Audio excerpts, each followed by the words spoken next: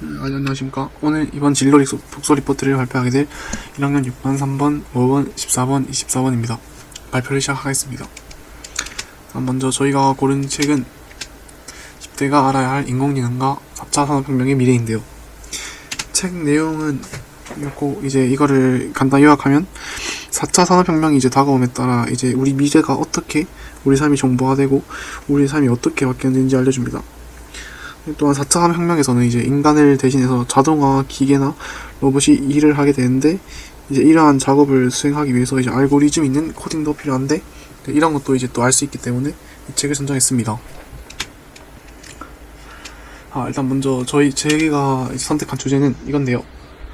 이 주제를 선택한 이유는 아까 제가 말한 거와 비슷하게 지금 4차 산업혁명의 시대가 다가옴에 따라 이제 이 주제가 우리 미래에 대해 미리 대비하여 현명하게 대처할 수 있는 방법을 찾을 수 있을 것 같아 선정하였습니다.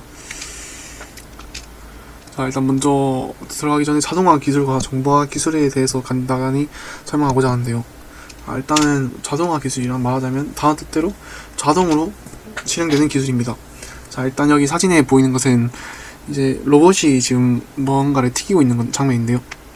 일단은 이것도 이제 코딩으로 구성된 로봇인데, 코딩을 해서 이제 기름의 온도가 몇 도 이상 올라가면 뭐 튀김을 넣는다, 이런 식으로 이제 4차 산업혁명이 다가오면 이런 기계들을 이제 많이 사용될 것이라고 보고 있습니다. 그 다음에 정보화 기술이랑, 정보화 기술은 이제 이런 정보를 빠르고 정확하게 제공할 수 있는 기술인데, 이제 이런 정보화 기술이나 자동화 기술은 저희 4차 산업혁명에 아주 많이 쓰일 거라 예상을 하고 있습니다. 저는 자동화 기술이 과거에 어떻게 쓰이고 어떻게 발전되어 왔는가에 대해 발표하겠습니다. 첫 번째로는 과거에는 주판을 사용하여서 복잡한 계산을 하였지만 최근에는 계산기 또는 핸드폰, 컴퓨터에 있는 계산기를 사용하여서 계산을 합니다. 두 번째로 예전에는 입금 출금을 은행원이 일일이 하였지만 지금은 본인이 ATM 기기에 가서 직접 입금, 출금 등을 할 수 있습니다. 마지막으로 과거에는 물건을 사람들이 손수 직접 만들었지만 현재는 기계로 물건을 만들 수 있습니다. 지금 자동화 기술과 정보화 기술이 현재 어떤 이제 영향을 미치고 있는가? 일단 자동화 기술이라고 했을 때 딱 떠오르는 게 있습니까? 그렇습니다. 인간이 안 하고 기계가 대신하여서 반복되고 단순한 작업을 인간 대신 기계가 하는 거죠. 그렇습니다. 자동화 기술, 이거 멀리 갈 필요도 없습니다. 사실 집에 동네 근처에 무조건 있는 맥도날드 가시면은 요즘에 알바들이 주문을 받지 않습니다. 알바들은 포장하고 서빙만 하지 주문을 받지 않습니다. 주문하는 곳에 카드를 꽂고 메뉴를 고르고 기계가 주문을 받습니다.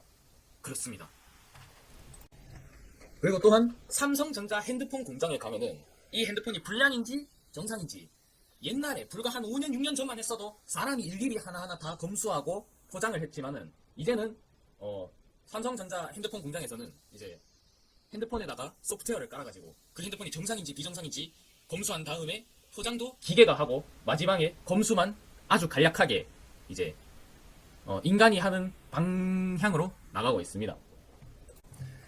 그리고 이건 좀 오래된 자동화 시스템이긴 한데, 과자 봉지 아십니까? 과자 봉지에 과자 담아갖고 자동으로 포장하는 거, 이건 오래됐지만 이것도 어쨌든 자동화 기술이라고 볼 수 있겠죠. 그리고 정보화가 지금 우리에게 미치는 영향은 뭡니까? 그렇습니다. 구글 정보가 되게 많잖아요. 검색하면은 검색한 내용 안 나오는 게 없습니다. 그걸로 이제 저희 같은 학생들이 선생님들께서 어떤 수행평가를 하라고 조사를 해달라 이러면은 90년대 같으면은 도서관에 갔겠지만은 지금은 이제 구글에 치면은 나무위키 같은 데다가 모든 정보가 나옵니다. 그렇기 때문에 정보가 쉽게 접근이 가능하고 이제 그 정보가 다양한 사람을 거치면서 더 전문적인 그런 정보가 만들어지고 있습니다. 그리고 앞으로 이런 아직까지는 잘 모르겠는 이런 기술이 발전해서 어떻게 되겠냐? 자동화 기술이 발전해서 어떻게 되겠냐? 지금 자동차 생산을 누가 하죠? 일단은 사람으로 하지 않습니까? 물론 그 자동차 차체에 용접하는 이런 작업은 이제는 사람이 안 한다마는, 하지만 엔진 조립하고 선 연결하고 시트 조립하고 이런 거는 아직도 사람이 하지 않습니까? 하지만 앞으로 이 로봇이 발명되고 좀 더 정밀하게 움직일 수 있는 로봇이 발명된다면은 자동차도 이제 시험 테스트만 사람이 하거나, 아니 이제 시험 테스트마저도 사람이 안 하고 기계가 하는 그런 시대가 도래할 것이라고 저는 예상합니다. 뿐만 아니라 정보화 기술이 발달됐을 때 이것이 우리에게 주는 영향은 제가 봤을 때 특히 병원에서 많이 쓰이지 않을까라고 생각을 합니다. 왜냐하면은 같은 질병인데도 사람마다 발현되는 증상이 다 다르기 때문에 이 데이터가 모이고 모여서 이 사람은 딱 이 병이다, 뭐 저 사람은 다른 이 병이다, 이렇게 진단을 할 수 있는 데이터가 늘어나지 않을까라고 생각합니다. 저희는 4차 산업혁명이 다가옴에 따라 우리가 대비해야 할 것들에 대해서 또한 조사했는데요. 첫 번째로는 4차 산업혁명이 어떻게 생겨났는지에 대해서 알아야 됩니다. 1차 산업혁명은 증기기관, 그리고 2차 산업혁명은 발전소, 전기모터, 그리고 3차 산업혁명은 인터넷의 급격한 발전으로 이렇게 한 단계의 산업혁명을 겪을 때마다 과거에는 상상도 하기 어려운 문명이 쏟아져 나와서 한 번의 산업혁명은 시대 자체의 변화라고도 할 수 있습니다. 우리가 이제 알아야 할 4차 산업혁명 시대에서는 소프트웨어로 만든 서비스가 현실로 되어서 인공지능 혁명, 로봇 혁명, 소프트웨어 혁명으로 불리게 될 것으로 예상됩니다. 두 번째로는 인간이 할 수 있는 일을 찾는 것입니다. 왜냐하면 4차 산업혁명 시대가 다가오면은 이때 인간이 할 수 있는 그런 일들이 사라진다고 여러 곳에서 알릴 수 없네요. 인간이 할 수 있는 일이란 첫 번째로는 기계가 당장 대체하기 어려운 것이 있습니다.